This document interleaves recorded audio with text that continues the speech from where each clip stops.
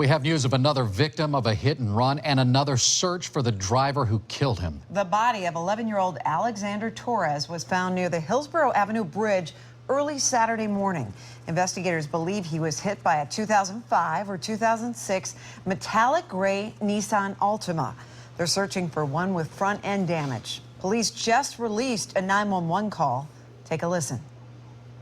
As soon as I seen the thing, because it looked like something like flew out of a car, and then I heard a big bang, boom, and then that's when I cruised and I stopped and I seen it was a human being, so I stopped right away, and the car just kept going. Now, this is just the latest in a string of tragic, deadly hit and runs in the Tampa Bay area. So why are so many drivers leaving the accident scene? 8 on your side's Jeff Patterson has been looking into this issue. He joins us live at the Pinellas County Courthouse tonight. Hi, Jeff. Hey, good evening, Keith and Stacy. Why did they leave? Well, judges here at the courthouse hear a lot of excuses on this, but in the last year, the penalties for leaving the scene of a hit-and-run crash involving death have gotten much harsher. It's become an all-too-common scene. An 11-year-old is hit and killed. The driver didn't stop. A construction worker critically injured. The driver didn't stop. 2 tourists in Clearwater killed crossing the street. The driver didn't stop. But he should have stopped. End of story. Police have now arrested Chaz Wisenreed for leaving the scene of an accident involving death.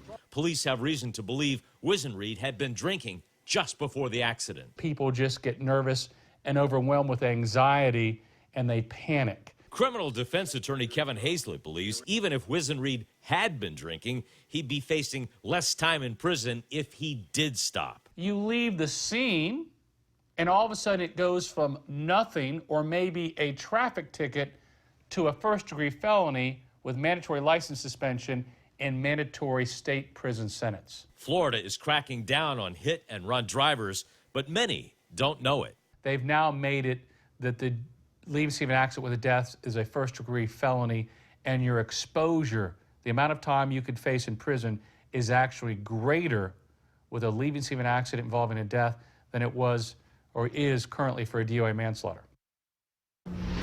Yeah, so up to 30 years in prison, plus there is a mandatory minimum sentence for being in prison if you leave the scene of an accident involving serious injury or death.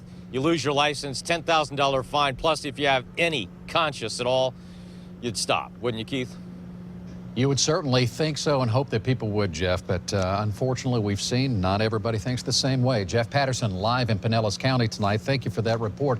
And we want to know what you think about this. Should hit-and-run drivers face some stiffer charges? We have posted Jeff's story on our WFLA Facebook page, so please leave a comment and feel free to weigh in.